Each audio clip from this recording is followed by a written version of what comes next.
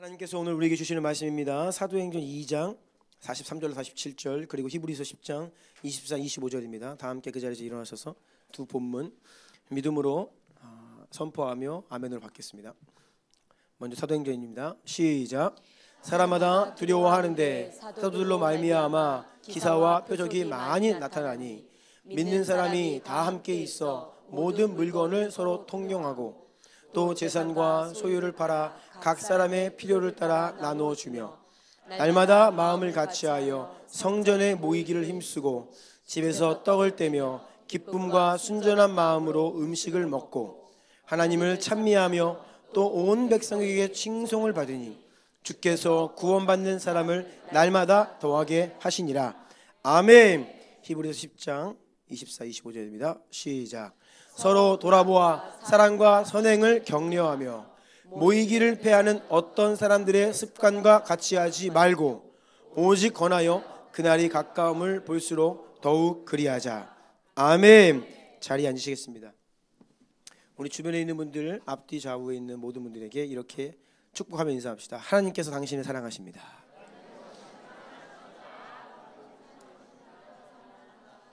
하나님께서 여러분을 사랑하십니다. 하나님께서 우리를 사랑하십니다. 진짜입니다. 하나님이 우리를 사랑하시는 증거는 예수님 이 땅에 보내셔서 우리를 대신한 십자가 위에서 죽으시고 부활하신 예수 십자가는 하나님 사랑의 증거입니다.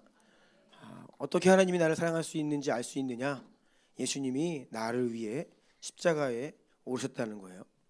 이것을 믿음으로 고백하며 늘 이 하나님의 사랑을 받는 자들로 살아가시기 축복합니다. 이번 주에 대선이 있습니다. 정치적으로 이념적으로 너무나 극단화되고 분열이 양극화가 심화되는 이 상황 속에서 여러분 깨어 분별하시며 기도 중에 투표하시고 무엇보다 이 나라의 어려운 상황들 가운데에서 성도들이 회개함으로 하나님 앞에 겸비해야 되는 줄로 믿습니다. 선거 때마다 여러 가지 갈등과 또 이슈들이 교회 안에 있습니다. 주보에도 간략하게 실었지만 어떠한 정치 집단은 정치 체제는 하나님의 나라를 온전히 담을 수가 없습니다. 그래서 저는 예수님의 이름으로 교회의 이름으로 어느 정당 또는 특별한 사람을 지지하는 것을 매우 경계합니다.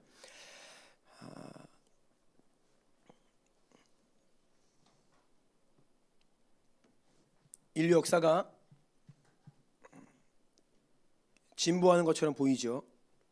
테크놀로지가 날로 빠르게 발전합니다. 사람들의 어떤 수준이 이전과는 비교할 수 없을 만큼 상식도 우리의 지식도 높은 수준의 사람들의 어떤 의식이 선진화되고 있습니다. 민주주의가 모두 발전하고 있죠. 인권이 향상되고 있습니다. 이렇게 일반 역사는 발전합니다.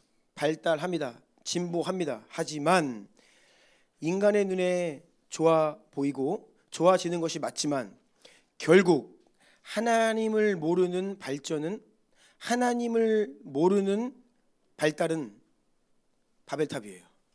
결국 그 지혜와 그 우리가 이룩한 그 아름다운 것들 참 아름답지요. 그런데 그걸 가지고 뭘 해요? 하나님을 대적한다는 거예요. 이게 마지막 때입니다. 그래서 여러분 너희가 내 이름 때문에 모든 민족에게 미움을 받는다라고 말씀하신 이 말씀 꼭 기억하십시오.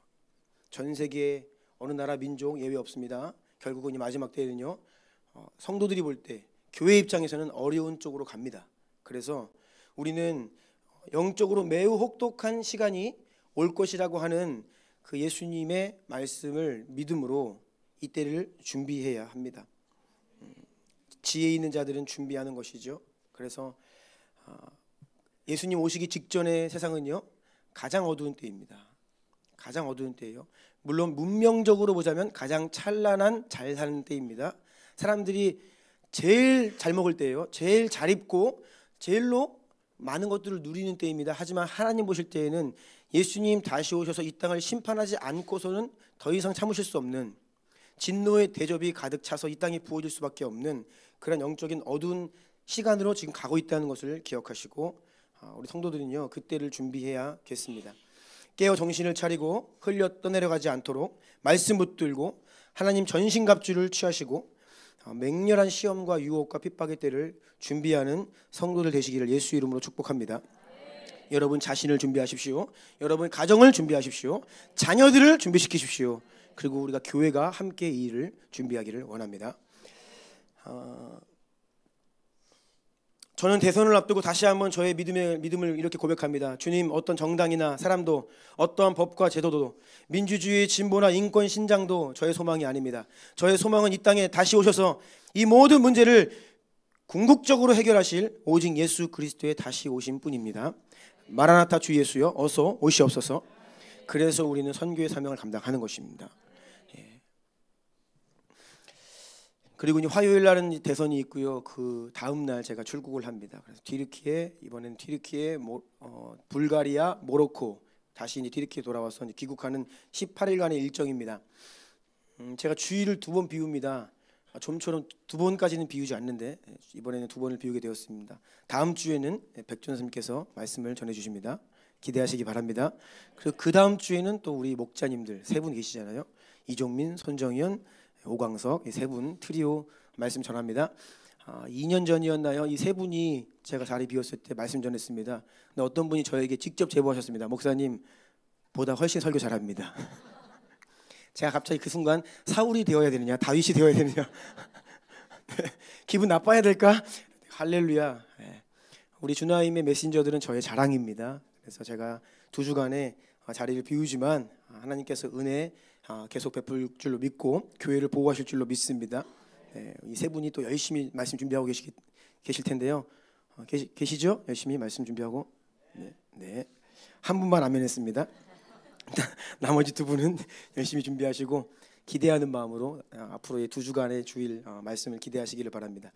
간략한 일정을 주보에 실었어요. 4가지 주요 일정입니다. 그래서 POG 리더십 회의, 먼저 불가리아에서 더비 선교사 전체 대회를 합니다. 더비 연합 교회들의 현장 파송 선교사님들 다 모입니다. 그래서 큰 선교사 대회를 불가리아에서 모여서 하는데 그것에 앞서서 우리 POG 리더십들이 조금 일찍 모여서 먼저 POG 회의 3일 동안 갔고요. 그리고 더비 선교사 대회 하고 마치면 저와 학한 존박 선교사님 이렇게 3분이서 모로코 신열방 선교사님 비즈니스 공동체 방문합니다.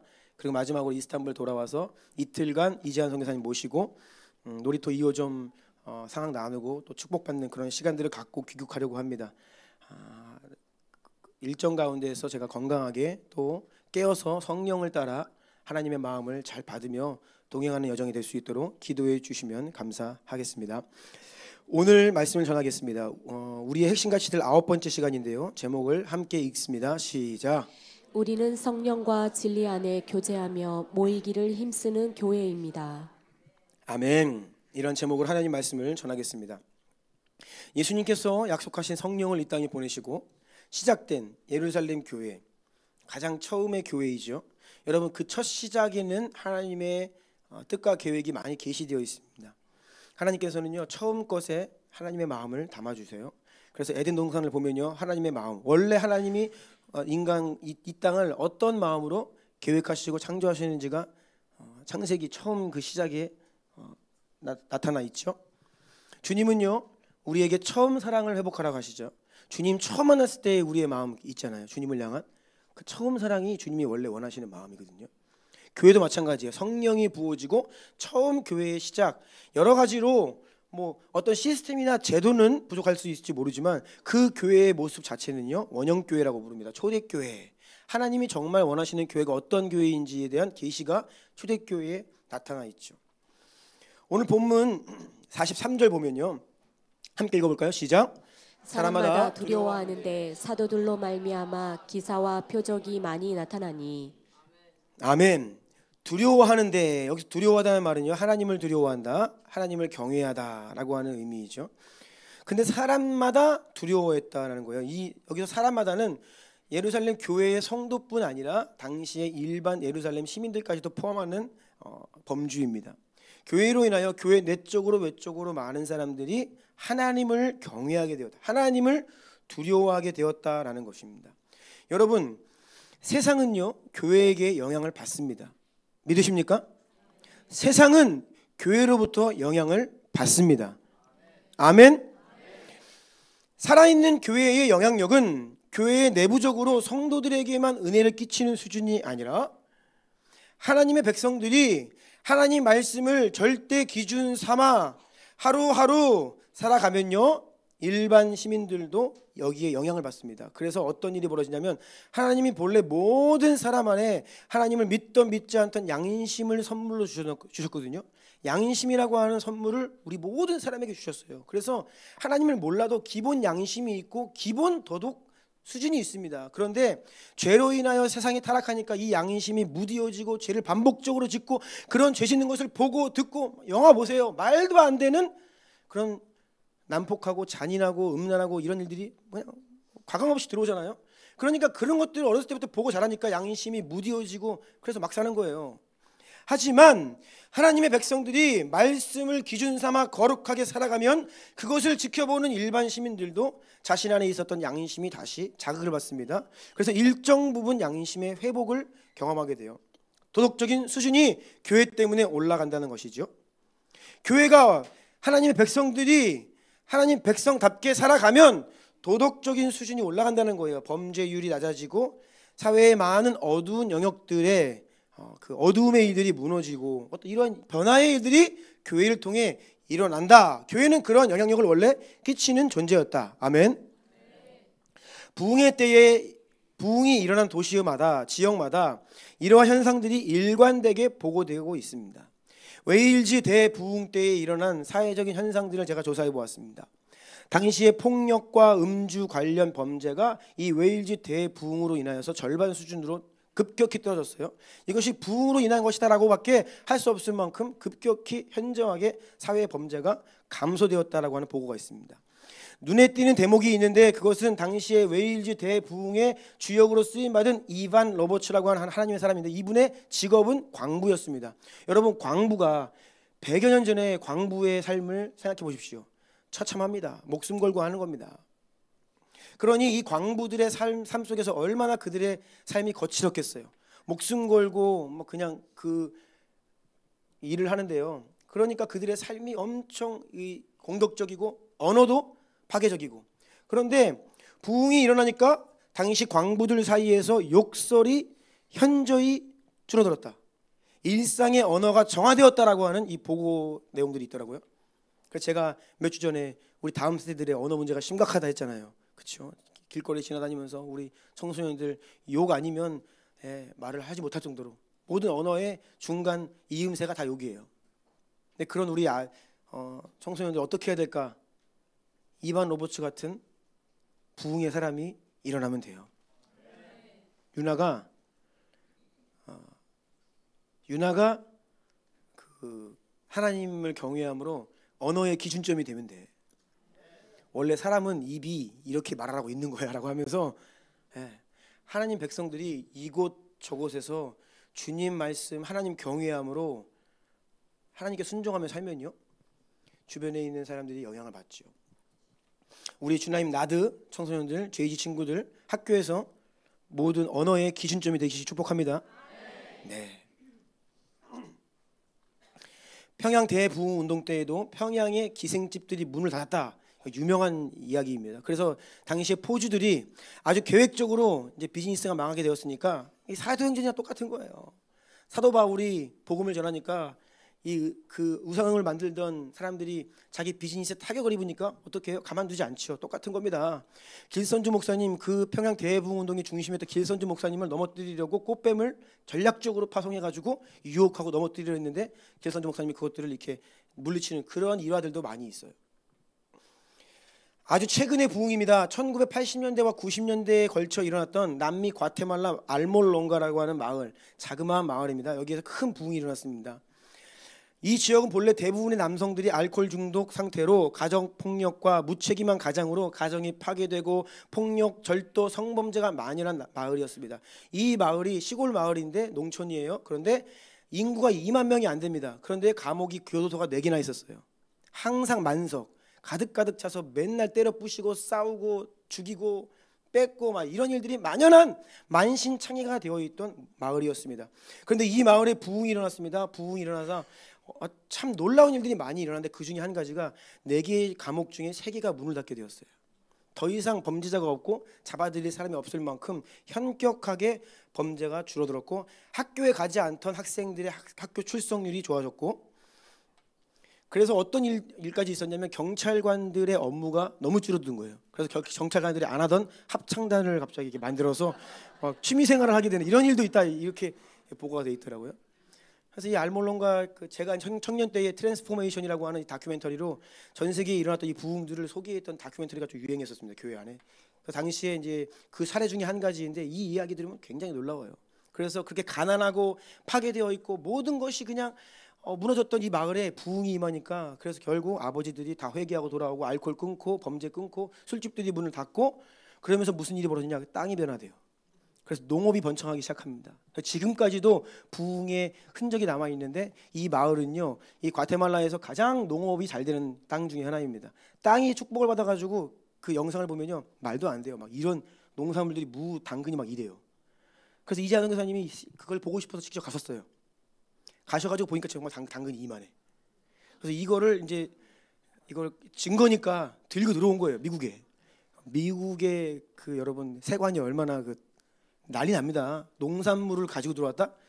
감옥 가고 잘못하면. 근데 이재하는 교사님이 이제 자랑스럽게 그걸 하나 갖고 온 거예요, 가방에다가. 세관 통과하는데 난리가 났죠. 사람들이 다 모여가지고 너 일로 와라 그래가지고 뭐냐 했는데 거기서 이재하는 교사 설교를 한 거예요. 이렇게 큰 캐럿을 본 적이 있냐? 나는 난생 처음 봤다. 이만한 거예요. 그 사진도 있어요. 이렇게 이재하는 교사 얼굴보다 한 2배 정도 돼요.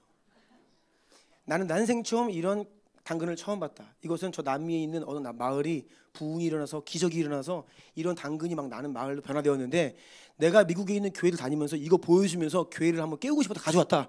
그런데 정말 놀라운 일이 벌어졌어요. 그 세관 공항 직원들이 회의를 하더니 지나가라고. 이거는 말이 안 되거든요. 거의 감옥 갈 일인데 그걸 가지고 거기서 통과를 시켰다는 거예요. 그래서 신나게 교회를 다니면서 그 당근이 말라 비틀어질 때까지 설교를 하셨다라고 하는 전설이 있습니다. 그래서 이 부흥이 일어나면요, 그냥 교회 안의 부흥이 아니라 진짜 부흥은 교회로 인해 지역이 변화됩니다. 아멘. 우리가 로데오 거리에 청소를 딱 조끼 전투복 입고요, 집게 들고 쫙 이렇게 청소를 하기 시작하면요, 담배 피우시던 분들이 갑자기 막 잿더리가 어딘지 잡기 시작합니다. 자기는 안 버린다는 거야. 막 그러면서 뭐 누가 이렇게 바닥에다 버려 막 이러고 막 그러면서 갑자기 이제 분위기가, 그래도 뭐 우리가 지나가던 말던 뭐 침 뱉고 버리는 분 계시죠. 그런데 많은 분들이 우리의 모습을 지켜보는 것만으로도 잿더리를 찾고 막 이렇게 막 그래요. 무엇이냐면 교회가, 성도들이 하나님 말씀을 붙들고 기준 삼아서 살아가면요, 그것을 지켜보는 것만으로도 죄를 짓던 수많은 사람들이 이러면 안 되는구나, 양심의 가책을 받아서 도덕적인 수준이 올라간다는 거예요. 아멘. 여러분, 그래서 세상에서 근데 중요한 게 뭐예요? 지속적으로 일관되게 해야 됩니다. 반짝은 안 돼요. 한두 번에서는 안 됩니다. 우리가 지금 2년 넘게 하니까 이제 조금 이제 보는 시선들이 달라지는 거죠.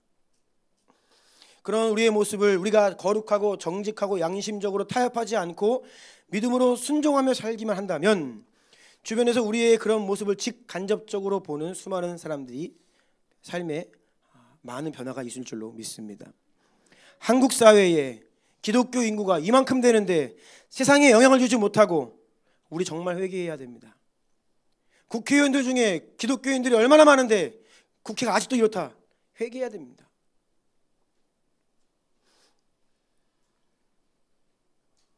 하나님이 국회에 보내신 이유가 무엇입니까? 정의를 이야기하고 공의를 이야기하라고 보내줬는데 가서 막 그냥 눈치 보느라 말도 못하고. 크리스찬들은 다 나와서 차별금지법 반대해야죠. 안 그래요? 왜 그걸 말 못하는 거야?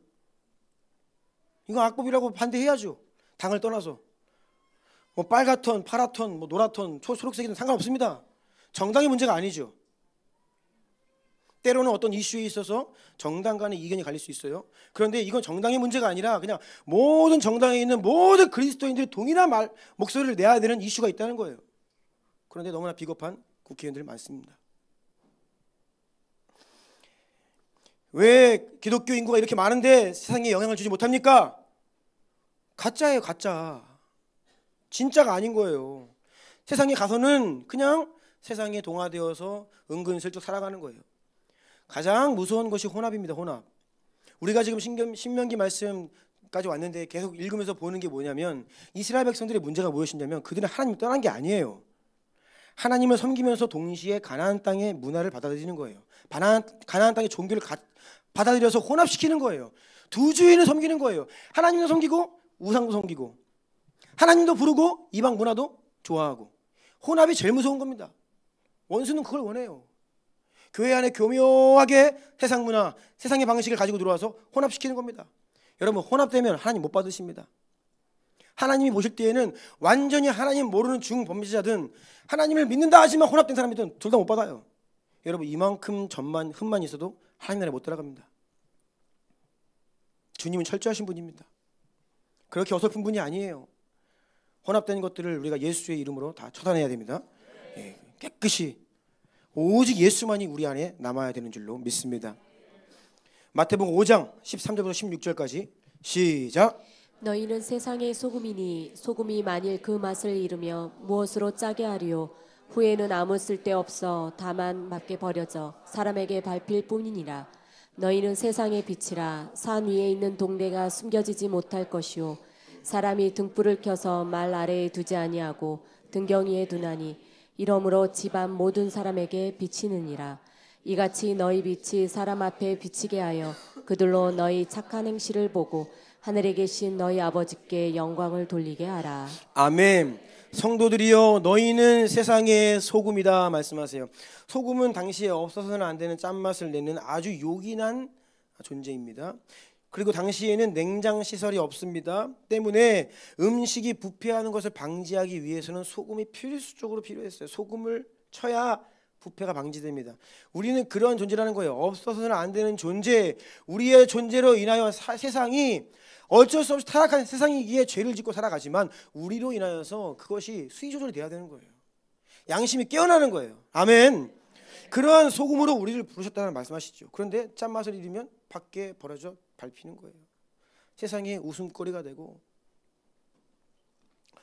또 너희는 세상의 빛이라. 산 위에 있는 동네가 숨기지 못한다. 분명히 그렇게 말씀하셨어요. 우리는 빛이라서 숨길 수가 없어요. 감출 수가 없어요.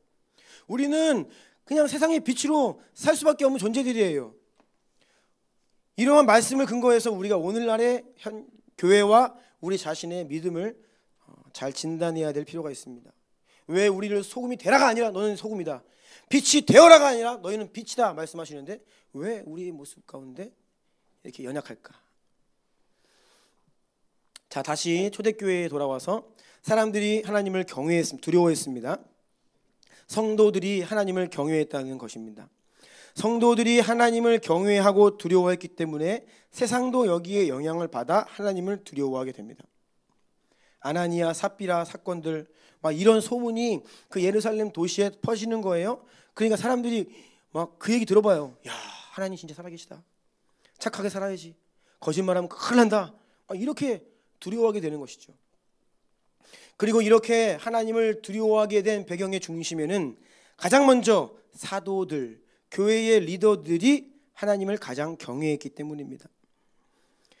여러분, 저를 위해 한국교회 목회자들을 위해 기도해 주시기 바랍니다. 오늘날의 현실은요, 근본적으로 모든 것이 목회자들의 잘못입니다. 목회자들이 가장 먼저 하나님을 두려워하지 않기 때문에 성도들도 그러다 보니까 하나님을 두려워하지 않게 된 거예요. 성도들이 하나님을 두려워하지 않고 살아가니 세상도 하나님 모르고 살아갑니다. 이 사회의 이 성적인 타락들 너무 극심합니다. 정말 만몬, 돈을 사랑하는 마음들, 탐욕들, 이것이 그냥 세상에서 일어난 일입니까? 물론 죄인이고 타락한 세상이죠. 하지만 교회로부터, 교회의 리더들로부터 영향을 받은 현실이다라는 것을 기억해야 됩니다. 오카노 목사님께서 생전에 그런 말씀하셨습니다.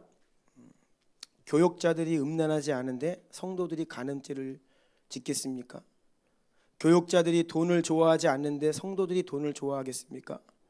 교역자가 거짓말을 하지 않기 위해서 벌벌 떠는데 성도들이 거짓말을 함부로 하겠습니까?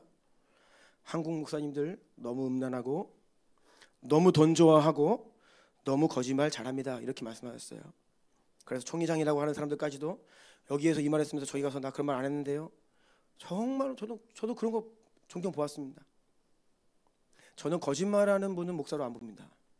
저는 거짓말하는 사람은 성도로 안 봅니다. 그런데 아무렇지도 않게 거짓말을 해요. 그렇게 말했으면서 안 그랬다는 거예요.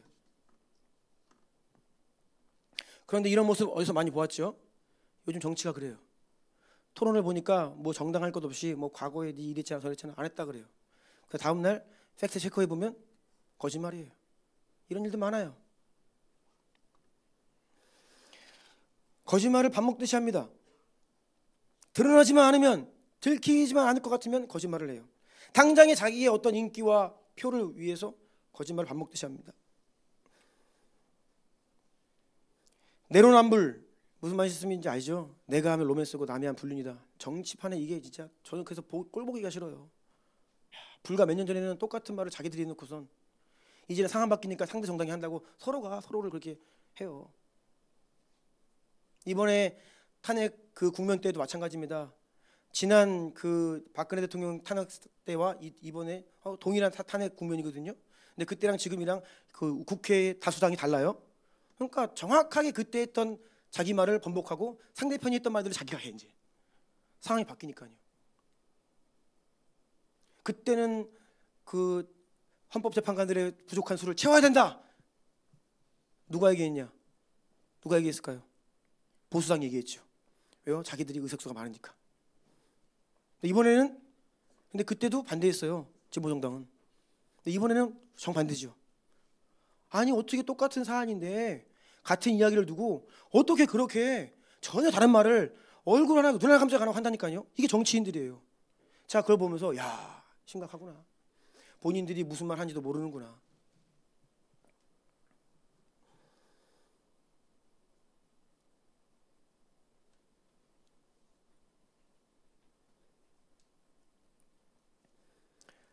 왜 그렇게 되었습니까? 그것은 정치에서만이 문제가 아닙니다. 세상에서만의 문제가 아닙니다. 교회 안에도 그런 거짓들이 너무나 많아요. 주님께 성도님들께 부탁드립니다. 거짓말 하지 마십시오. 작은 거짓말도 하지 마십시오.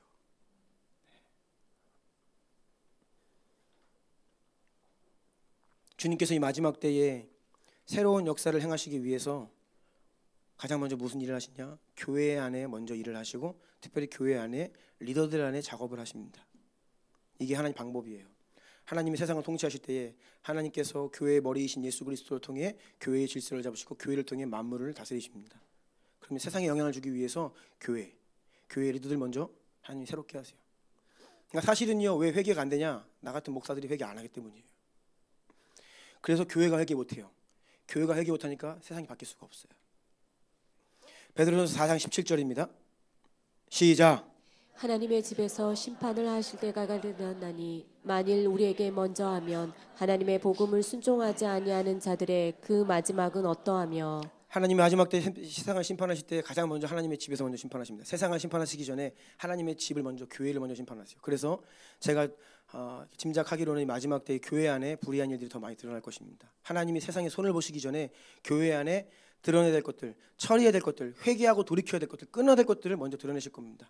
그래서 교회 안에 여러 가지 그런 소식들, 가슴 아픈 소식들이 많이 드러나는 것이죠.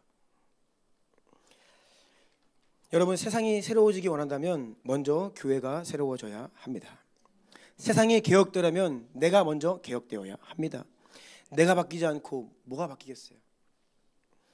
그리고 그 이전에 목사들이 먼저 회개하고 새롭게 되어야 됩니다. 여러분 저를 위해서도 기도해 주시기 바랍니다. 자 44절 45절로 다시 갑니다. 시작. 믿는 사람이 다 함께 있어 모든 물건을 서로 통용하고 또 재산과 소유를 팔아 각 사람의 필요를 따라 나눠주며. 아멘. 자 믿는 사람이 다 함께 있었다라고 말씀합니다. 어떤 예배나 특별한 시간에만 함께하는 것이 아니라 이것은 성도들의 전반적인 삶 전체가 성도들이 서로 함께하는 라이프 스타일로 세팅이 되었다. 어떤 이런 의미를 가지고 있습니다. 자, 이어지는 46절, 47절도 읽습니다. 시작. 날마다 마음을 같이하여 성전에 모이기를 힘쓰고 집에서 떡을 떼며 기쁨과 순전한 마음으로 음식을 먹고 하나님을 찬미하며 또 온 백성에게 칭송을 받으니 주께서 구원받는 사람을 날마다 더하게 하시니라. 아멘. 모이는데 주일만 모이는 것이 아니라 날마다 마음을 같이하여 무엇보다 성전에 모이기를 힘썼다라는 것입니다. 여러분 잘 보십시오. 장소적인 공간적인 개념으로서의 성전이 중심이었어요. 그리고 그냥 성전에 모인 게 아니라 예배가 중심이었습니다. 그러니까 우리가 모이기에 힘쓴다라고 할 때 이 두 가지를 꼭 놓치면 안 돼요. 장소적인 개념 그리고 예배의 중심으로 모인다. 이 두 가지가 구심점이 돼야 됩니다. 교회의 성도들의 모이기에 힘쓰는 것에. 그리고 집에서 떡을 떼며 기쁨과 순전한 마음으로 음식을 먹었다. 함께 기쁘게 즐겁게 식사를 했다라는 의미입니다. 하나님을 찬미했다. 함께 하나님을 예배했다. 찬송했다. 찬양했다라는 것입니다. 그러할 때에 주께서 구원받는 사람을 날마다 더하게 하시니라. 아멘. 교회가 모이기에 힘쓰고 모여 함께 예배드리고 함께 성도들이 교제하며 식사하고 함께 기쁨을 나누고 즐거워하는 일, 이 모든 일들의 결국은 영혼을 살리고 영혼들을 구원하기 위한 것입니다. 우리가 훈련받는 것도 지식을 위한 게 아니죠. 사람을 살리기 위한 훈련입니다. 여러분, 모든 것들은요, 사람을 살리기 위한, 사람을 구원하기 위한, 사람들을 치유하고 고치기 위한, 우리를 통해 열방이 치유받고 주님께로 돌아오기를, 이것을 위해 우리가 훈련받는 거예요. 이 목적과 방향성을 잃으면 안 됩니다. 이 방향성 잃어버리면요, 결국 그 모임, 인간적인 모임 됩니다. 식사교제, 인간적인 식사교제 됩니다. 인간적인 식사 모임, 카페 맨날 가는데 뭐예요? 사교 모임이 돼버려요. 그거 왜 모이냐고요? 거기서 우리가 왜 맨날 모여서 어머니들이 커피 한잔 할 수 있습니다? 중요합니다. 왜냐하면 그 시간들을 통해 서로의 믿음이 고무되어야 돼요. 그리고 그 모임에 다른 엄마들도 올 수 있어야 됩니다. 그래서 그곳에 와서 힘들고 아파하던 다른 엄마들이 와서 하나님을 만나고 회복되고 치유되는 그러한 방향성을 가지고 우리가 모이기에 힘쓰고 밥도 먹고 차도 마시고 하는 것이지, 이 방향성을 잃어버리면 그냥 좋은 거예요, 우리끼리. 그러면요, 사교 모임이 된다는 거예요.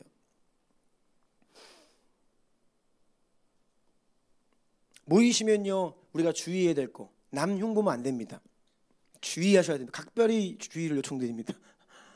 이거는 깨어있지 않으면요, 그냥 틈만 나면 다른 사람 흉보입니다. 또 신세 한탄은 그만하셔야 됩니다.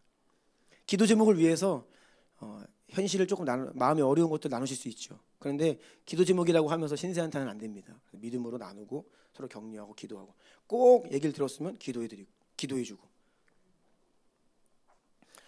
나랑 안 맞는 사람은 누구도 그 모임에 끼기 어려운 그런 모임이, 폐쇄적인 모임이 되면 안 됩니다. 그러면 다시 말씀드립니다. 사교 모임이 되어버립니다. 우리 성도들의 모이는 이유는 내 관심사와 나와 맞는 사람, 나랑 좀 친한 사람이랑 재미있게 놀려고 모이는 것이 아니라 하나님 중심의 모임, 영혼 살리는 모임이 되어야 되는 줄로 믿습니다. 토요일 밤에 청년들이 지난주부터 어제까지 2주 연속 러닝을 하더라고요. 그래서 뛰겠대요. 잘했다 그랬습니다. 2주 연속 하길래 제가 어제 신신당부에 두 가지를 부탁했습니다. 첫 번째, 좀 지속적으로 뛰어라. 어저께 뭐 5km, 4km 이렇게 뛰고 왔대요. 좋아요. 토요일 밤에 지속적으로 모여서 뛰어라. 그 두 번째, 누구든지 올 수 있어야 된다. 끼리끼리만 하지 말고. 방금 읽었던 47절 말씀을 메시지 성경은 이렇게 번역을 합니다. 제가 읽어드릴게요. 성전에서 예배를 드리고 나서 집에서 식사하고 하나님을 찬양하는 것이 그들의 하루 일과였다. 이렇게 메시지 성경은 번역합니다. 여러분, 사도행전 28장까지 있죠. 제가 상상해 보았습니다. 지금 하늘에서 기록되고 있는 사도행전 29장 모르셨어요? 지금 기록되고 있습니다. 사도행전 29장에 몇 절인지는 모르지만 어딘가에 이런 말씀이 기록되고 있는 것 같아요. 제가 한번 볼게요. 주나님교회와 성도들은 매일 이른 아침 성전에서 함께 뜨겁게 기도하고, 학생들은 학교에 나아가 성실하게 공부하며 예수님을 자랑하고, 성도들은 각자 파송받은 직장에서 열심히 일하며 복음을 전하다가 또 저녁이 되면 성전에 모여 뜨겁게 기도하고 귀가하는 것이 그들의 하루 일과였다. 어쩜 이렇게 사도행전 말씀이 비슷한지. 네. 그런데 오늘날 현대 교회의 모습은 이러한 초대교회가 모이기에 힘썼던 모습과는 많이 다릅니다. 특히 지난 10수년 동안 한국에서 꽤 존경받는 유명한 목사님들의 입에서 심심치 않게 들을 수 있었던 말 중에 하나는 무엇이냐면, 한국교회가 그동안 성도들을 너무 교회에 불러가지고 너무 주중에도 불러서 교회에다 힘쓰게 하고, 그래가지고 모든 성도들이, 믿음 좋은 성도들이 교회에 힘 다 썼고 세상에서는 아무 일도 못한다. 그러니 그만 좀 교회에 나오게 해라. 그만 좀 교회 일 시켜라. 이런 얘기를 공공연하게 해왔습니다. 그러면서 자신들의 교회는 주중에 못 나오게 한다. 일 안 시킨다. 이런 것들을 되게 자랑스럽게 이야기하는 참 유명한 목사님들 계십니다. 물론 일리 있는 지적입니다. 그런데 여러분, 약간 초점이 잘못된 진단입니다. 제가 늘 말씀드리죠. 진단이 정확해야 솔루션이 정확한데 진단이 약간 초점이 맞지 않아요. 그러니까 솔루션이 인본주의적인 거예요. 솔루션이 성경에 기록되어 있지 않은 것을 솔루션이라고 이야기하는 거예요. 유명하면 답니까? 성경이 나와 있어야죠. 제가 진단하자면 열심히 모였던 것에 문제가 있는 게 아니고 모여서 무엇을 했는가에 문제가 있습니다.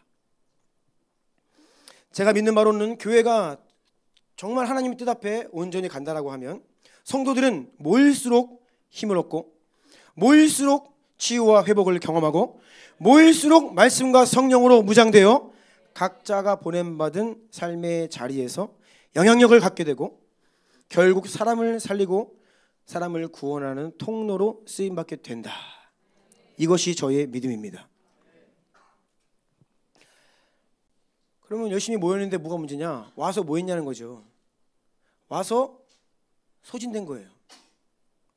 와서 충전된 게 아니라 와서 하나님과의 관계의 문이 열리고 하늘로부터 주어지는 생명이 내 안에 공급되어 충만을 가지고 세상으로 나아간 것이 아니라 교회에 와서 뭐 한 거예요? 소진한 거죠. 내 열심, 내 에너지, 내 노력을 열심히 소진하고 지쳐 돌아간 거죠. 그러니까 예수님 곁에는 왔어요. 그런데 마르다가 된 거예요. 열심히 일하다 보니까 힘들고 눈에 막 들어오니까 원망하고 불평하고 예수님께도 막 뭐라 그러고 이러한 꼴이 되어버린 거예요. 여러분, 예수님께 나아간다고 다가 아니죠. 우리가 마리아가 되어야 됩니다. 아멘. 예수님 발치에 앉아서 주님 얼굴 바라보며 은혜를 기대하고 사모하며 주님의 입으로부터 말씀 선포되는 그 생명을 내가 공급받아서 그것을 내 안에 간직하고 누리며 세상으로 나아가야 되는 줄로 믿습니다.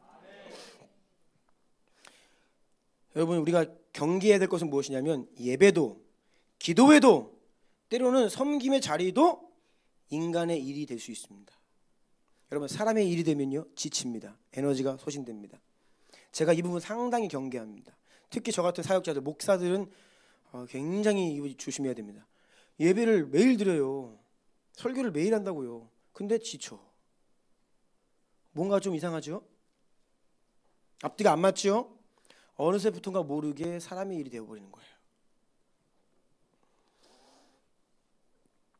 여러분, 교회 나와 여러분이 교회를 섬기고 예배드리고 기도하는 그 시간들이 하나님께서 여러분 만나주시고 영적으로 여러분에게 공급 주시고 여러분이 충만케 되고 재충전되는 시간이어야 하지, 여러분이 그 시간이 마냥 힘들기만 하고 지친다, 그걸로 열심히 했더니 번아웃이 된다, 그렇다라고 한다면 예배가 아니라 하나님의 일이 아니라 사람의 일이 될 수 있다. 이것을 깨달으셔야 돼요. 그때는요 조금 우리가 재정비를 해야 될 때입니다. 잠깐 멈춰서 나 왜 이러지? 나 나름대로 하나님 섬긴다고 하는데 왜 힘들지? 왜 번아웃이 오지? 내 내면을 돌아볼 수 있어야 돼요. 그래서 초점을 다시 주님께 올려드리고 주님과의 친밀함을 회복하고 은혜로 성령을 힘입어 주님을 예배로 섬길 수 있는 그 자리로 변화되어야 되는 거예요. 그런데 그 자리에서 계속 섬기다 보면요 지칠 수 있다는 거예요. 스트레스가 될 수 있다는 거예요. 하나님을 섬기는 일이 자칫 잘못하면요. 모쪼록 이 시대가 모이기를 부담스러워하고 모인 곳에 주저하고 또 모이고 싶어도 모일 수가 없는 영적인 동력을 상실한 그러한 시대를 우리는 살고 있습니다. 우리 주남교회가 모여서 무엇을 하는지는 둘째치고 그냥 매일 모인다는 것 자체로 연구 대상이에요. 제 주변 목사님들한테는 어떻게 모이냐는 거예요. 어떻게 모으냐는 거예요. 저는 모은 적이 없어요. 어떻게 전도하는데 성도들이 그렇게 나오냐는 거예요. 저는 모이라고 강제한 적이 없어요.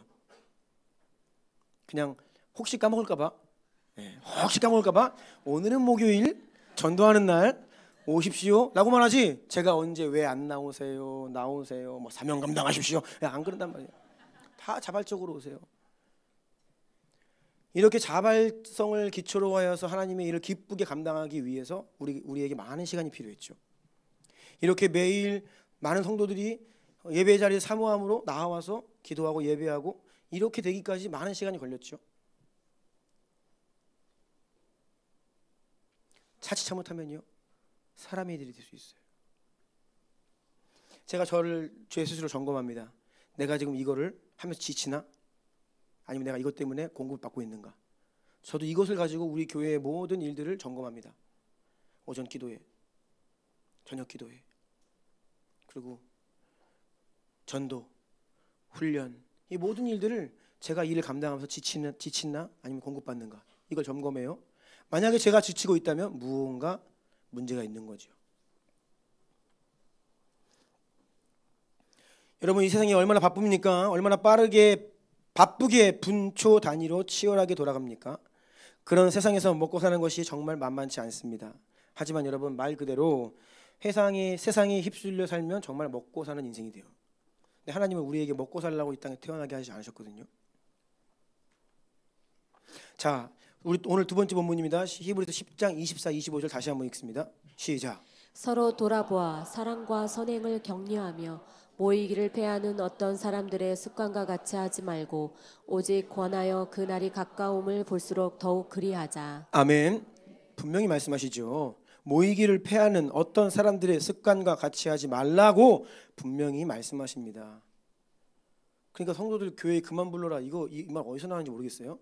오직 권하여 그날이 가까움을 볼수록 더욱 모이기에 힘쓰라고 말씀하십니다. 함께 모여 서로를 돌아보아 사랑과 선행을 격려하라고 말씀하고 계십니다. 오늘 나누고 있는 이 말씀은요, 우리 주보 뒷면에 보면요, 주나님교회 핵심 가치 중에서 네 번째 교제, 코이노니아 그 파트입니다. 우리는 성령과 진리 안에서 교제한다. 이 부분에 대한 내용인데요. 제가 이 말씀을 나누려고 이제 하니까 내용이 너무 방대하더라고요. 이 코이노니아라고 하는 이 주제만 가지고도 몇 주간 설교를 해야 되더라고요. 그래서 제가 다 내려놓고 몇 가지만 정리했습니다. 네, 지금부터 정리한 내용을 전하겠습니다. 1번 띄워주세요. 같이 읽습니다. 시작. 우리는 그리스도 안에서 몸의 지체로 부르심을 받아 이미 하나 되었습니다. 여러분 이 사실을 꼭 기억하시기 바랍니다. 에베소서 4장 3절 시작. 평안에 매는 줄로 성령이 하나 되게 하신 것을 힘써 지키라. 아멘. 하나 되게 하신 것을 우리에게 주어진 사명은 힘써 지키는 사명입니다. 하나님은요 우리에게 하나 되라, 너희 열심히 노력하고 기도해서 하나가 되어라 말씀하지 않으시고요, 이미 하나 되었다, 내가 너희를 하나 되게 했다, 그러니 그 하나됨을 지켜라. 고린도전서 12장 27절입니다. 시작. 너희는 그리스도의 몸이요 지체의 각 부분이라. 아멘. 골로새서 3장 15절도 읽겠습니다. 시작. 그리스도의 평강이 너희 마음을 주장하게 하라. 너희는 평강을 위하여 한 몸으로 부르심을 받았나니 너희는 또한 감사하는 자가 되라. 아멘. 우리의 몸을 생각해 보십시오. 머리를 중심으로 모든 지체가 각기 모양과 기능은 다르지만 다 같은 나의 몸이죠. 나입니다. 하나입니다. 저와 여러분 우리는 이미 하나가 되었습니다. 믿으십니까? 이것은 믿음의 문제예요. 여기랑 저랑 너무 다른데요? 괜찮아요. 그냥 하나라고 말씀하시니까 하나인 줄 아시면 돼요. 이게 믿음입니다. 옆에 있는 분 얼굴 보세요. 우리는 하나입니다. 선포해 주세요.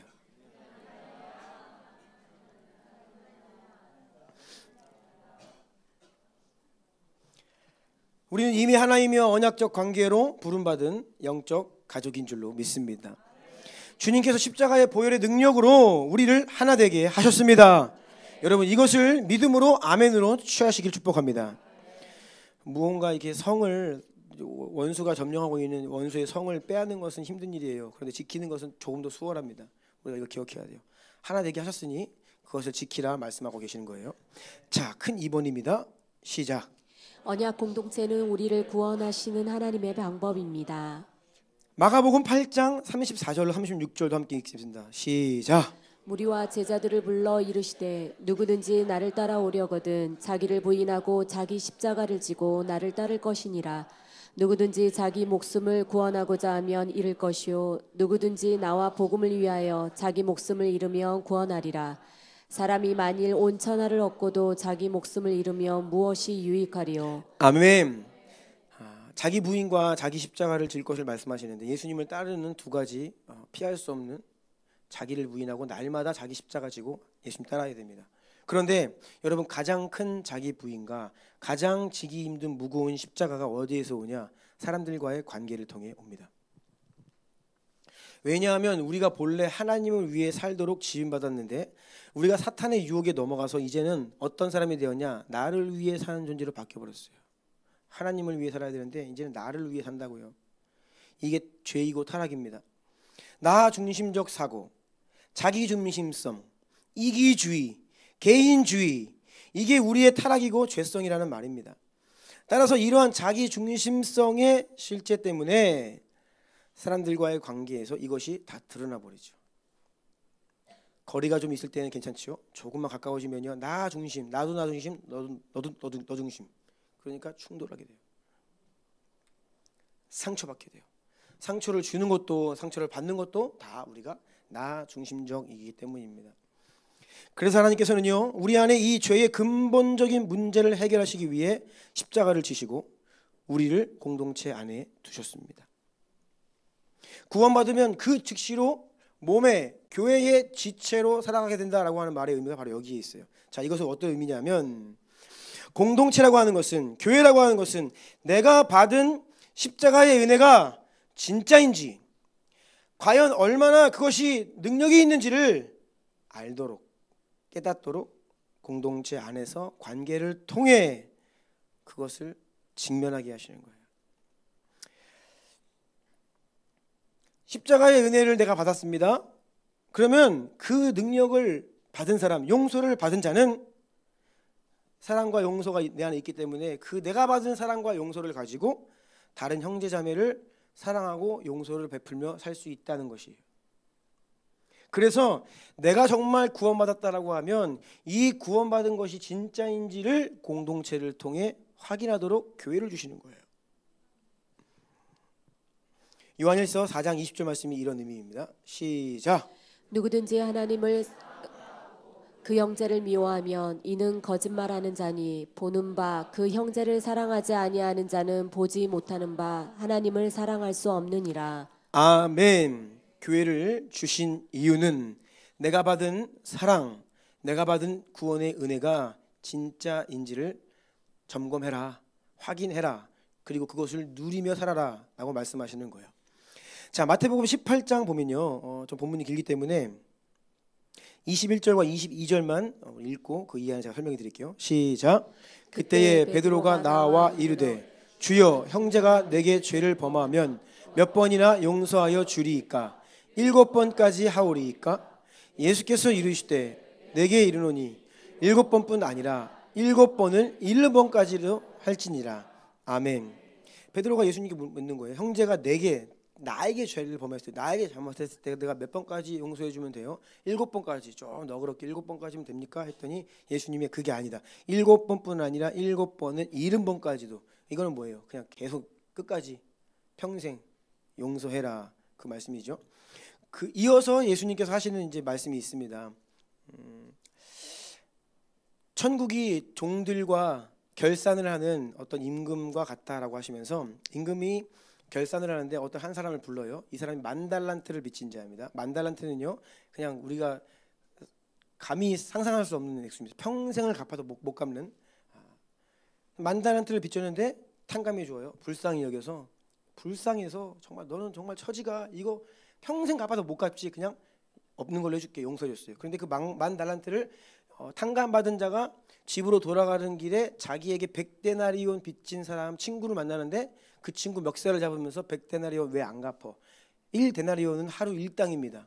그러니까 한 3개월치 월급이에요. 근데 평생 갚아도 못 갚을 돈 탕감받은 자가 돌아가는 길에 100데나리온 빚진 자기 친구 멱살 잡고 갚으라. 안 갚으니까 감옥에 집어넣어요. 임금이 그 소식을 들어요. 이거 정말 황당한 일이네. 야, 걔 다시 잡아들여. 그리고 만 달란트 갚으라 그래. 안 되겠다. 이게 지금 예수님께서 말씀하시는 내용입니다. 무엇을 말씀하실까요? 만 달란트 용서받은 자는, 탕감받은 자는 바로 저와 여러분들입니다. 주변에 있는 분들께 이렇게 말씀해 주세요. 당신은 만 달란트 탕감받은 자입니다.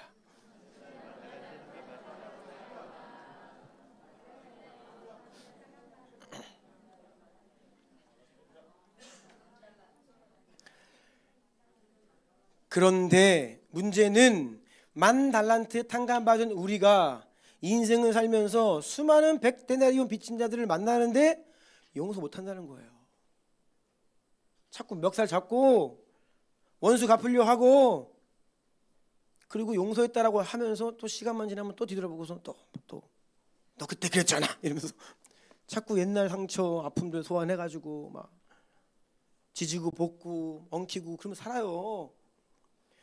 그렇게 하면 안 된다. 그것은 만 달란트 탕감받은 자의 태도가 아니다. 그것은 구원받은 자의 삶이 아니다.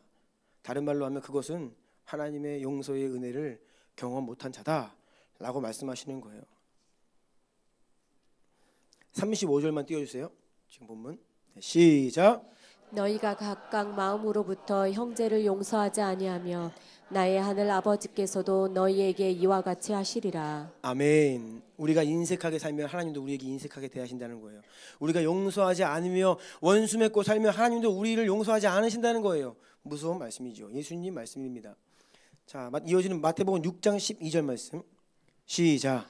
우리가 우리에게 죄 지은 자를 사하여 준 것 같이 우리 죄를 사하여 주시옵고. 아멘. 주님께서 가르쳐 주신 주기도문의 일부입니다. 주기도문을 보면 특이한 구절이 바로 이 구절입니다. 나머지는 다 하나님께서 우리에게 하실 일들에 대한 기도예요. 간구입니다. 그런데 이 포인트만 내가 한 일이에요. 우리가 우리에게 죄 지은 자를 용서해 준 것 같이, 이게 유일하게 주님께서 가르쳐 주신 기도할 때 내가 한 일이에요. 사실 이 말은요, 정리하면 성도들은 용서하며 사는 자라는 의미입니다. 한 가지 얘기하자면 용서할 수 있다는 의미예요. 그래서 이 주기도문을 말씀하신 이후에 예수님이 코멘트를 달아주시는데 14, 15절입니다. 시작. 너희가 사람의 잘못을 용서하면 너희 하늘 아버지께서도 너희 잘못을 용서하려니와 너희가 사람의 잘못을 용서하지 아니하면 너희 아버지께서도 너희 잘못을 용서하지 아니하시리라. 아멘. 지금 이 모든 말씀이 일관되게 무엇을 말씀하고 있습니까? 예수 십자가의 은혜를 통해 내가 용서받고 구원받은 것이 사실이라면, 나에게 그 믿음이 있다라고 하면 그것이 교회 공동체 안에서 확인되고 열매로 드러나고 확증되어야 한다라고 말씀하는 것입니다. 우리가 받은 구원을 하나님께서 확증할 수 있도록 우리를 공동체의 몸으로 지체로 부르셨다는 거예요. 공동체 없이 나 혼자 신앙생활, 예수님 믿고 구원받으면 되지, 유튜브 가난한 성도, 잘못되어 있어요. 나 혼자 신앙생활 하는데 자기 부인이 어디 있습니까? 십자가가 어디 있어요? 어디에 용서가 있습니까? 어디에 사랑이 있지요? 이 모든 것들은 관계적인 단어입니다. 사랑과 용서는요, 공동체가 없으면요, 뭐 사랑할 것도 없어요. 용서할 것도 없고. 마태복음 22장 37절 40절입니다. 시작. 예수께서 이르시되 내 마음을 다하고 목숨을 다하고 뜻을 다하여 주 너의 하나님을 사랑하라 하셨으니 이것이 크고 첫째 되는 계명이요 둘째도 그와 같이 내 이웃을 내 자신과 같이 사랑하라 하셨으니 이 두 계명이 온 율법과 선지자의 강령이니라. 아멘. 첫째 계명인 하나님을 마음 다해 사랑하라 라고 하는 부르심은 둘째 계명인 이웃을 마음 다하여 사랑하라는 부르심에서 실제가 되는 것입니다. 이 두 가지가 온 율법과 선지자의 강령이다. 첫째 계명만 있는 것이 아니고 둘째 계명을 통해 첫째 계명을 확인해라 라고 하는 말씀이죠. 그러니 교회 공동체의 삶은 현재 우리가 받은 구원을 확인하고 그 구원을 이루어가는 성화의 현장이 바로 공동체라는 거예요. 아멘. 그래서 공동체가 없으면 안 돼요. 신앙생활이 안 됩니다. 받은 구원 확인할 수도 없고 훈련 받을 수도 없고 자기 십자가를 지고 자기를 부인하며 예수님을 따르는 것이 공동체, 주의 몸된 교회 공동체 생활이라는 거예요. 3번입니다. 시작. 용서와 회복을 통한 관계의 돌파 안에 위대한 약속을 주셨습니다. 아멘. 내면 세계의 질서와 영적 성장이라는 기독교 베스트셀러가 있습니다. 이 책의 저자는 고든 맥도날드 목사님입니다. 미국에 사십니다. 굉장히 성공적인 사역으로 쓰임받던 중에 그분께서 어느 날 공개적으로 자신의 죄를 고백하셨습니다. 자신의 혼외 관계, 성적인 범죄를 대중과 아내에게 공개적으로 고백하면서 자신이 당시에 맡고 있던 담임 목사직을 포함한 모든 공적인 직임에서 사임을 하고 회개의 자리로 들어갔습니다. 한순간에 모든 명예와 직임을 다 잃어버리고 영적으로나 모든 면에서 완전히 나락으로 떨어진 인생으로 전락했습니다. 하지만 이 목사님은 회개하고 회복하는 과정을 거쳐 다시 존경받는 훌륭한 목회자로 복귀하시게 되었습니다. 그래서 그분의 책이 지금도 잘 읽혀지고 있고 그분의 어떤 강의나 설교가 지금도 들려지고 있어요. 이 목사님이 스스로 이런 말을 했습니다. 자신을 용서한 아내를 통해 진짜 용서가 무엇인지를 배웠다. 그러면서 실패한 수많은 사람들에게 다시 회개와 용서와 회복의 길을 제시하는 모델 같은 사람이 되셨어요. 이렇게 말씀하셨습니다. 실패했습니까? 그보다 더 큰 은혜가 있습니다. 정말 진짜 실패해본 사람들만이 할 수 있는 말이죠. 그런데 제가 한번 묻고 싶습니다. 우리나라에 이런 분 계십니까? 각종 스캔들로 인하여서 명예가 실추되고 나락으로 떨어졌으나 회개와 용서와 회복의 과정을 거쳐 이전보다 더 영광스러운 직임을 회복한 그런 경우가 있었느냐 묻는 것입니다. 우리가 죄를 경히 여기거나 쉬쉬 하면서 대충 넘어가면 결코 안 되죠. 근데 문제가 여기 있어요. 문제가 터졌을 때 어떻게 하면 이거 조용히 덮고 넘어갈까? 쉬쉬할까?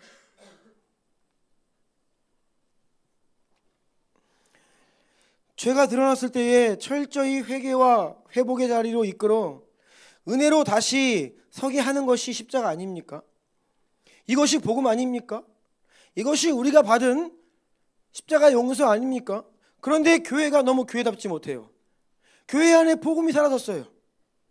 복음이 아니라 율법이 난무해요. 교회 안에 정말 십자가 용서와 회복의 은혜의 능력을 볼 수가 없어요.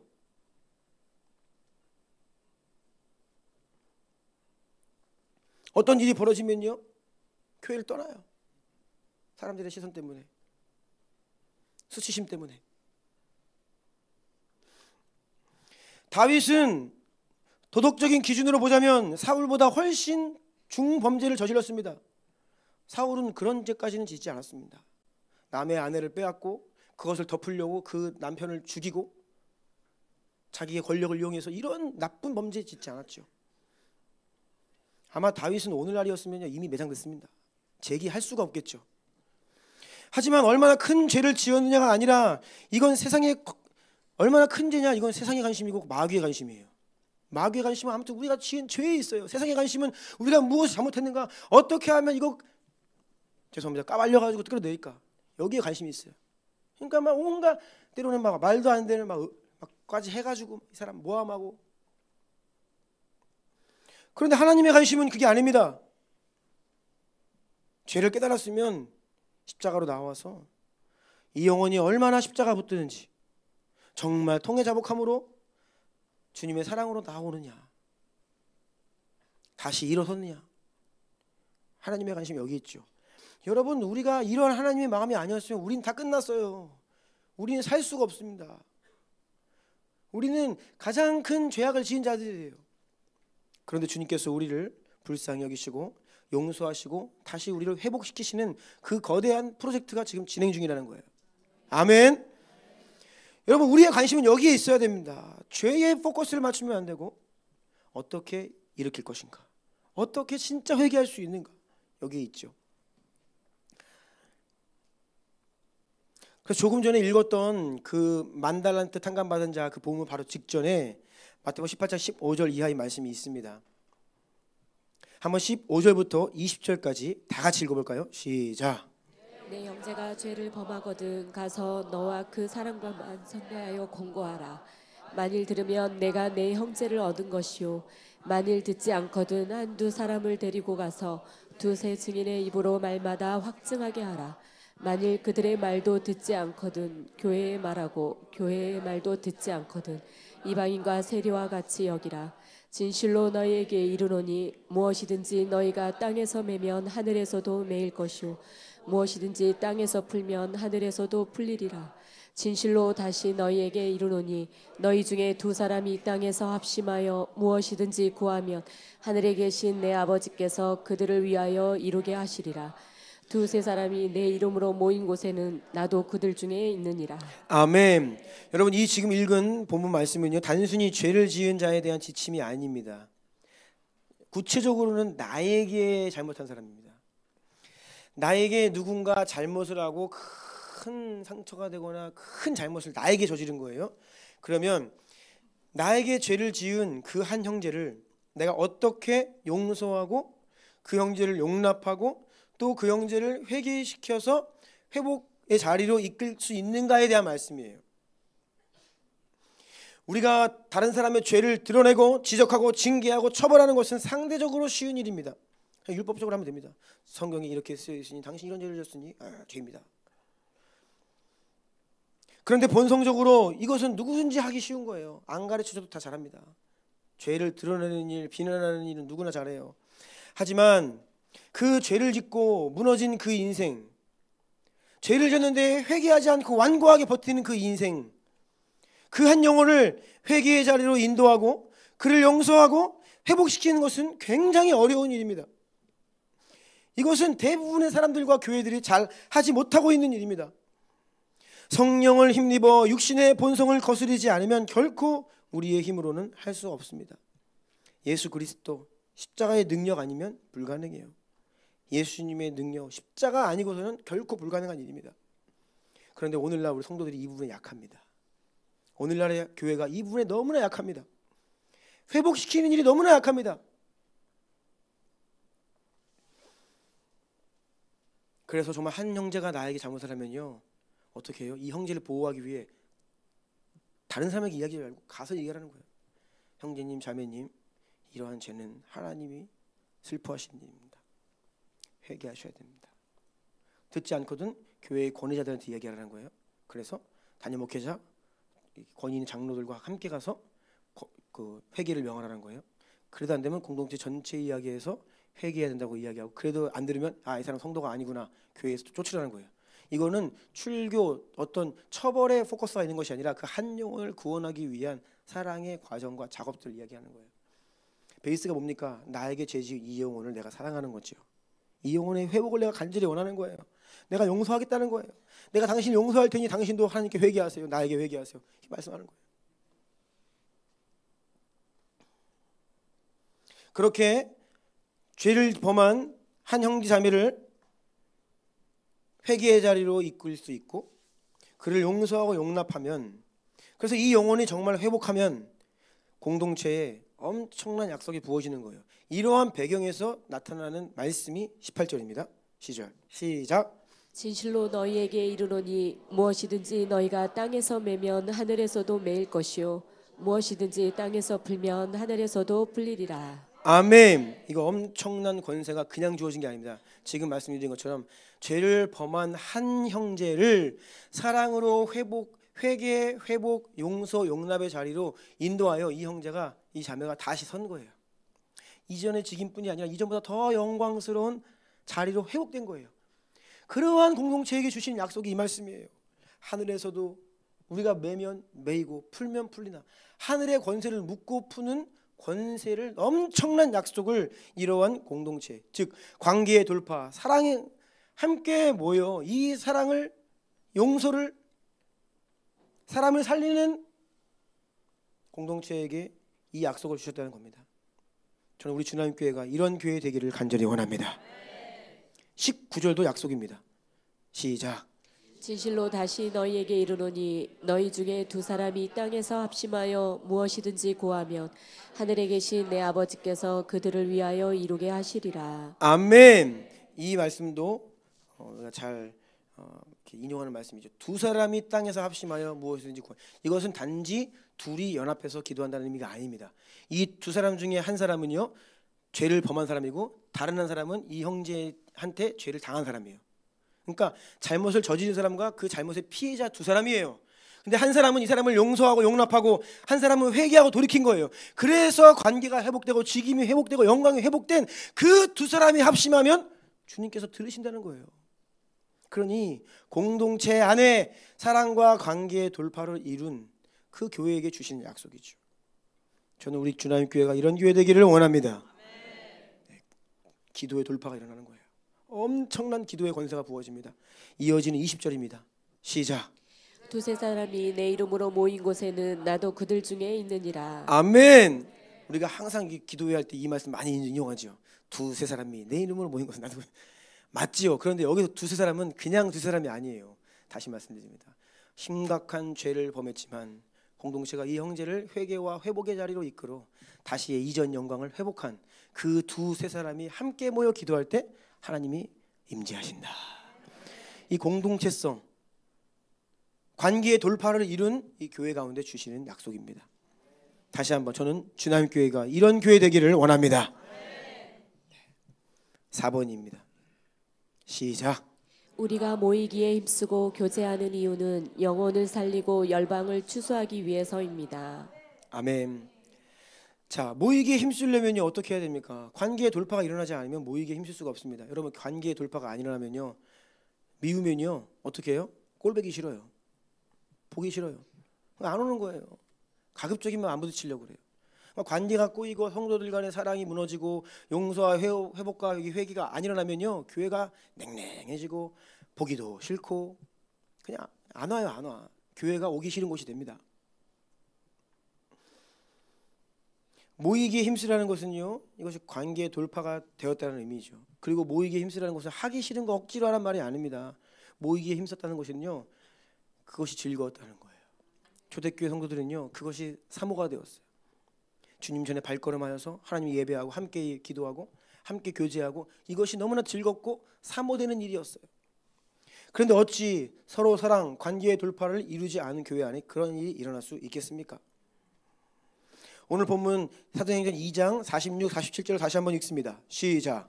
날마다 마음을 같이하여 성전에 모이기를 힘쓰고 집에서 떡을 떼며 기쁨과 순전한 마음으로 음식을 먹고 하나님을 찬미하며 또 온 백성에게 칭송을 받으니 주께서 구원받는 사람을 날마다 더하게 하시니라. 아멘. 날마다 마음을 같이하여 성전에 모이기에 힘쓰고 교제하고 떡을 떼고 순전한 마음으로 음식을 먹고 하나님을 찬송하고 그러면서 결국 그 결과가 무엇입니까? 주께서 구원받는 사람을 날마다 더하게 하시니라.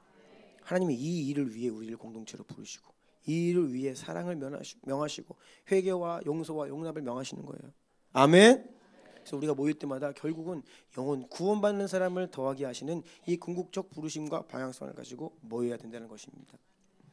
요한복음 17장 21절입니다. 아버지여, 아버지께서 내 안에 내가 아버지 안에 있는 것 같이 그들도 다 하나가 되어 우리 안에 있게 하사 세상으로 아버지께서 나를 보내신 것을 믿게 하옵소서. 하나님 아버지와 예수 그리스도의 그 연합처럼 교회가 그렇게 하나 되기를 기도하셨어요. 그 이유는 세상이 하나님을 믿게, 세상이 예수님을 믿기 위함이에요. 아멘이십니까? 교회가 교회다워지고 교회 안에 진정한 사랑의 관계, 관계의 돌파, 용서와 치유와 회복이 일어나면요, 하나님께서 그 열매로서 구원받는 사람을 더하여 주십니다. 이것을 꼭 기억하세요. 그래서 우리는요, 세상을 구원하고 열방을 추수하는, 그리하여 하나님의 뜻을 이루고자 우리는 힘써 모이고 함께 예배하고 함께 기도하고 훈련하고 교제하는 것입니다. 이것을 꼭 기억하시 축복합니다.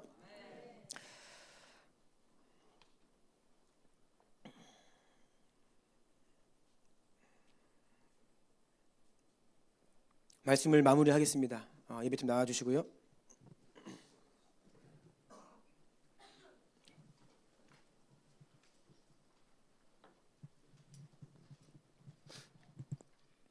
하나님의 나라는요, 존재적으로 태생적으로 공동체입니다. 개인이 아닙니다. 함께입니다.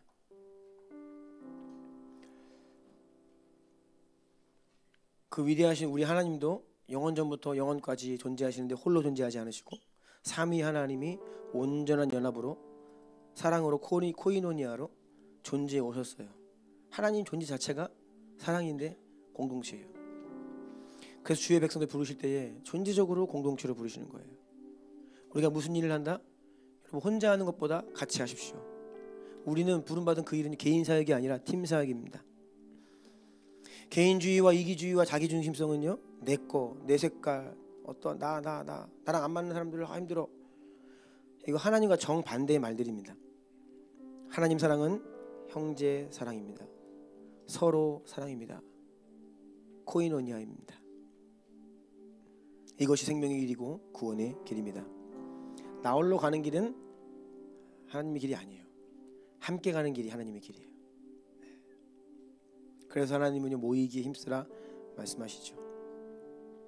그런데 우리가 너무 죄인이에요. 저를 용서해 주십시오. 제가 너무나 많은 분들에게 상처를 줍니다. 너무나 많은 분들에게 실망을 줍니다.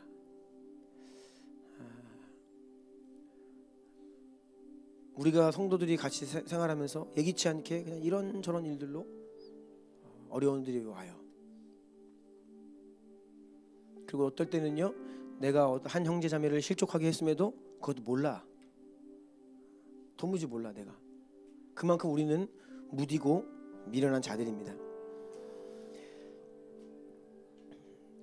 우리의 말이 참 문제예요. 우리의 언어가 문제입니다. 사람을 살리는 생명의 말을 하는 이 입으로 사람을 실족하고 무너뜨리는 원수의 통로가 되기도 하죠. 제가 지난 주 중에 한 강의를 들었습니다. 그 예수님 안 믿는 분인 것 같은데, 아무튼 관계에 대해서 강의를 하시는 분인데, 그분의 강의를 어떻게 하다가 듣게 돼서 한번 재미있게 들었습니다. 근데 주님 믿지 않는 분의 강의를 듣고 제가 은혜를 많이 받았습니다. 그 중에 하나가 그분이 그런 소개를 하더라고요. 사람이 하는 말들은 어떤 언어학자가 이제 분석을 했는데 둘 중에 하나래요. 모든 말은 둘 중에 하나래. 하나는 제발, 간곡하게 무언가를 요청하는 거예요. 아니면 두 번째는 땡큐래, 감사합니다, 이 말이래. 이 둘 중에 하나래요, 모든 말이. 근데 우리가 죄인이라 표현을 너무 이렇게 무식하게 투박하게 한다는 것이죠. 그래서 예를 들어주더라고요. 한 딸이 열심히 일하고 돈 악착같이 모아가지고 큰 맘 먹고 엄마한테 명품백을 선물한 거예요. 엄마가 그 선물 받자마자 뭐라 그랬냐면, 그냥 그 강사의 말을 그대로 빌리겠습니다. 죄송합니다. 이년아 돈지랄이냐 그렇게 얘기했대요, 이 엄마가. 그러니까 얼마나 딸이 상처를 받아. 엄마를 위해서 내가 돈 모아가지고 이게 명품백을 이렇게 선물했는데 엄마가 욕을 막 한 거잖아요. 근데 이분이 그렇게 얘기하더라고요. 그 엄마의 말은 둘 중에 하나다. 뭐라고요? 플리즈 아니면 땡큐라고 했잖아요. 플리즈는 뭐냐면 사실 이 말을 하고 싶었던 거예요. 엄마가, 사랑하는 딸아, 엄마는 이런 거 괜찮다. 딸이 열심히 아껴서 모은 돈 정말 중요한 거 널 위해 살아, 제발, 이 말이래요. 근데 그 말을 엄마가 그렇게 해버린 거야. 아니면 말은 그렇게 했지만 땡큐는 뭐예요? 진짜 고맙다. 나 너무 좋다. 그 말인데 좀 쑥스러우니까 그렇게 했다는 거죠. 그러니까 제가 이 얘기를 들으면서 진짜 그렇구나, 맞다. 우리가 하는 말이 간절한 무언가를 요청을 하거나 정말 고맙다는 말인데, 우리가 그동안 듣고 해왔던 그 모든 언어 습관들이나 이런 것들이 너무나 이렇게 오염되어 있고 왜곡되어 있고, 그래서 우리의 마음의 중심은 그렇지 않은데도 불구하고 때로는 상처도 주고 힘들게 하고, 그래서 그 강사가 그렇게 얘기하더라고요. 모든 언어를 이 두 가지 카테고리 안에 넣어가지고 이해하라는 거예요.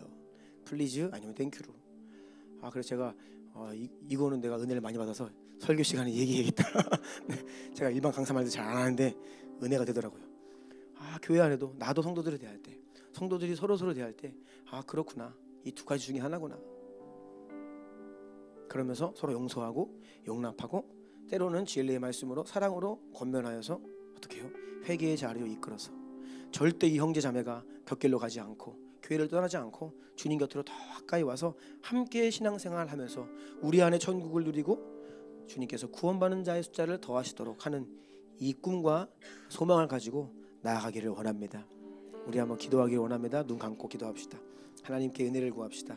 우리 교회는 말씀과 성령과 진리 안에서 서로 교제하고 모이기에 힘쓰는 교회입니다.